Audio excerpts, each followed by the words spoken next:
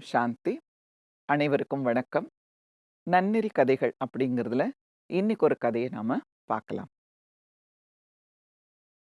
போன கதைகள்ல கூட இந்த பாவம் பத்தி பார்த்தோம். பாவம் எப்படி கழியுது அப்படின்னு சொல்லிட்டு. அ அதோட ரிலேட்டடா இருக்கக்கூடிய இன்னொரு கதைய கூட நாம இன்னைக்கு பார்க்கலாம். கங்கையில கங்கை கரையோரம் என்ன ஆகுது அப்படின்னா, ஒரு சாமி வந்து ஒரு சாது சன்னியாசி வந்து என்ன பண்ணிட்டு இருக்காரு, தவம் பண்ணிட்டு இருக்காரு. இப்ப நெறைய பேர் கங்கையில வந்து என்ன பண்ணிட்டு இருக்காங்க, குளிச்சுட்டு இருக்காங்க. தன்னுடைய பாவத்தை போக்குவதற்காக குளிச்சுட்டு இருக்காங்க. அப்ப இவருக்கு ஒரு சந்தேகம் வருது. அதாவது இவ்வளவு பேர் தன்னுடைய பாவத்த போக்குறதுக்காக இந்த கங்கையில வந்து குளிச்சு, ஸ்நானம் பண்ணி, தன்னுடைய பாவத்த கழிக்கிறாங்களே, அத்தன பேருடைய பாவமும் கங்கையில கலந்து, கங்கை வந்து பாப கங்கையா மாறிடாதா? அது புண்ணிய நதின்னு நம்ம சொல்றோமே, அந்த பாவ நிதியாக மாறிடாதா? அப்படின்னு இவருக்கு ஒரு கேள்வி வருது, மனசுல கேள்வி வருது. கேள்வி வந்த உடனே இவருக்கு அதுக்கு பதில் தெரியல. ஏன்னா நெறைய பேரு கங்கையில வந்து குளிக்கிறாங்க. ஏன்னா அது புனித நீர் இல்லையா? அப்போ வந்து குளிக்கும் பொழுது, எப்படி கங்கை வந்து பாவ நிதியா மாறாதா? அப்படிங்கிற சந்தேகம் வர வர, இவருக்கு அது தெரியாம மண்டை வெடிச்சிருது. இந்த பதில் எனக்கு தெரிஞ்சே ஆகணும்னு சொல்லிட்டு, இறைவன்கிட்ட முறையிடுறாரு. "இறைவா எனக்கு இது பதில் தெரிஞ்சாகணும்" அப்படின்னு. உடனே இறைவன் அசரீரியா அவருக்கு சொல்றாராம். அந்த கதையில வருது. அசரீரியாக, "நீ கங்கையே போய் கேளு. நான் உனக்கு அந்த அ ஒரு தெய்வீக ஒரு சக்திய தரேன். நீ கங்கை கிட்ட கேட்டா கங்கை பதில் சொல்லுவா. நீ யார்கிட்ட கேட்கிறியோ அவங்களுக்கு பதில் சொல்ற மாதிரியான ஒரு தெய்வீக சக்திய நான் உனக்கு தரேன். நீ கங்கா கிட்ட போய் கேள்வி கேளு.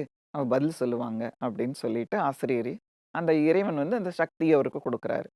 உடனே இவரு என்ன பண்றாரு, கங்கை கரையில நின்னு கங்கா தேவிய வேண்டுறாரு. "கங்கா, நீ வந்து அ தினம் உன்கிட்ட வந்து லட்சக்கணக்கான பேர் வந்து குளிக்கிறாங்க பாவத்த போக்குறதுக்கு. நீ பாவ நதியா மாறிட மாட்டியா? அந்த பாவம் பூரா உன்ன சேராதா?" அப்படின்னு கேட்கும் பொழுது, கங்கா வந்து பிரத்யட்சம் ஆகுறாங்க. உடனே கங்கா தேவி பிரத்யக்ஷம் ஆயிட்டு, "அ முனிவரே, நீ சொல்றது சரிதான். நெறைய பேர் வந்து என்ன பாவத்த போக்கணுங்கிறதுக்கோசரம் என்கிட்ட வந்து குளிக்கிறாங்க. அந்த பாவத்தை எல்லாம் நான் எடுத்துக்கிறேன். இல்லேன்னெல்லாம் சொல்லல. ஆனா, எடுத்துட்டு நான் என்னோட வச்சுக்க மாட்டேன். நான் என்ன பண்ணிடுறேன் அப்டின்னா, எப்படி கங்கா கடலோட போய் கலக்குது இல்லையா? அதனால நான் வந்து என்ன பண்ணிடுறேன், அந்த பாவத்தெல்லாம் எடுத்துட்டு போய் கடல்ல கலந்துருவேன். அதனால என்கிட்ட பாவம் இருக்காது அப்டின்னு சொல்லிட்டு கங்கா சொல்லிடுறாங்க.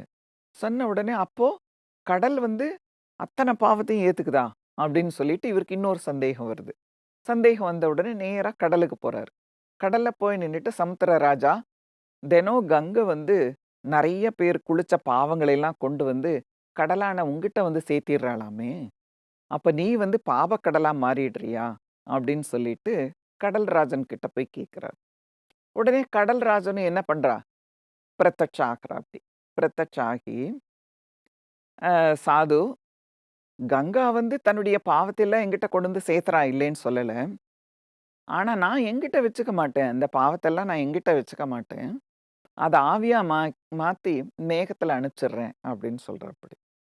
சொன்ன உடனே இந்த சாது வந்து என்ன பண்றாரு? அடுத்த கேள்வி யார்கிட்ட கேட்கணும்? மேகத்துக்கிட்ட தானே. உடனே மேகத்துக்கிட்ட போய் கேட்கிறாரு. "மேகமே, மேகமே, நீ வந்து பாவத்தை எல்லாம் வச்சுக்கிட்டு இருக்கியா?" அப்படின்னு உடனே மேகம் சொல்லுது, "இல்ல, இல்ல. நான் எதுக்கு பாவத்த வச்சுக்கிறேன்? நான் மழையா பொழிஞ்சு எங்க அனுப்பிச்சிடுறேன். பூமி மாதாவுக்கு அனுப்பிச்சிடுறேன்." அப்படின்னு சொல்றாப்டி. உடனே என்ன பண்றாரு இவரு அடுத்தது, பூமி கிட்ட வராரு. "பூமி மாதா, பூமி மாதா, மக்களோட பாவத்தை எல்லாம் நீ வந்து என்ன பண்ற?" அப்படின்னு சொல்லிட்டு, "உன்கிட்ட மேகம் வந்து அனுப்பிச்சிருதாமே மழையா? நீ இத வாங்கி வச்சுட்டு பூமியே நீ என்ன பண்ணிடுற? பாவ பூமியா மாறிட்டியா?" அப்படின்னு கேட்கிறாரு இந்த சாது. உடனே பூமி மாதா பிரத்யட்சமாகி சொல்றாரு, "நான் எதுக்கு வச்சுக்கிறேன்?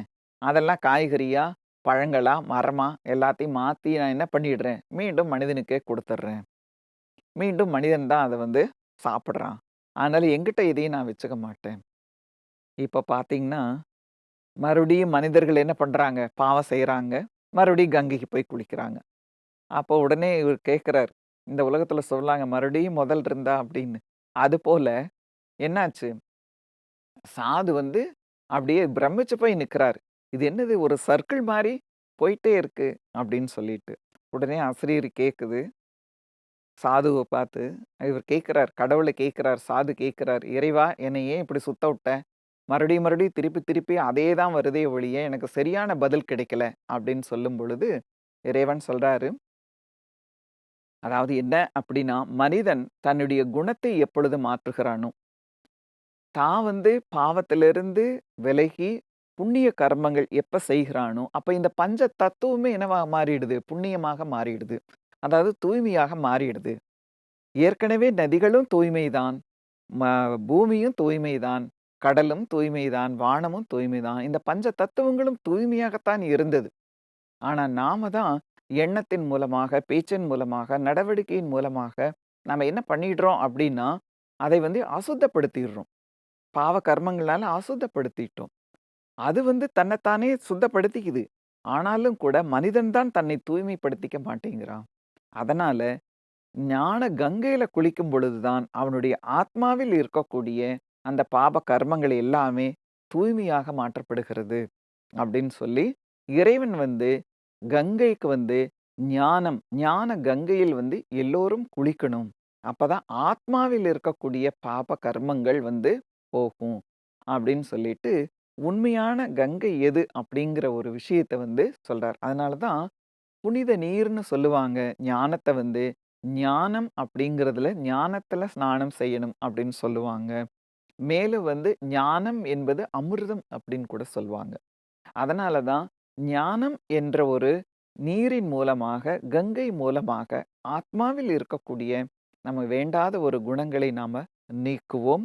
மீண்டும் நாம தூய்மையடைந்து இந்த பஞ்ச தத்துவத்தையும் நாம என்ன பண்ணுவோம்? தூய்மைப்படுத்துவோம் என்று நாம சொல்லிக்கலாம். ஆக இந்த கதையின் மூலமாக, ஞான அமிர்தத்தின் மூலமாக நமக்குள்ள இருக்கக்கூடிய விஷம் போன்ற குணங்கள் விலகி, நாம என்னவாகிறோம்? புண்ணிய ஆத்மாவாக மாறுகிறோம் என்பதை இந்த கதையில் மூலமாக நாம தெரிஞ்சுகிட்டோம். நன்றி. மீண்டும் ஒரு கதையில் நாம சந்திப்போம். வணக்கம். ஓம் சாந்தி.